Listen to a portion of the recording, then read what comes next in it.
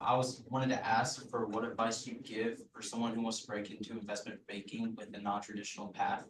Specifically, I'm likely going to be attending a U.S. Service Academy, and so I won't be able to invest in or try to break into it until late 20s, early 30s. So, what advice would you give?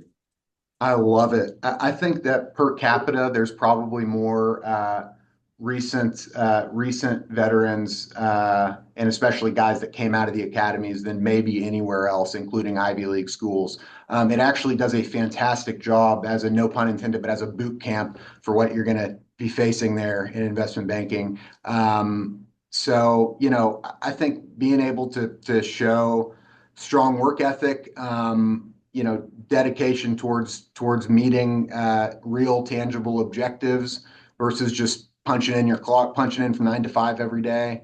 Um, and you know, don't be afraid to come out and do business school right after. That's the other thing, honestly, for just for your specific situation. I can't tell you how many guys I see that were, in the Army Rangers, or they went to a service academy and did something, did their service for a few years, and then go to Harvard Business School, or they go to Columbia Business School, or they go to U Chicago or Booth, wherever.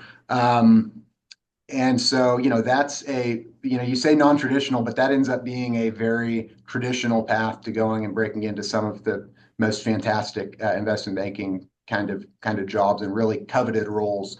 Um, yeah, and especially if you're a Navy SEAL, for whatever reason, a lot of them end up going and doing the banking route.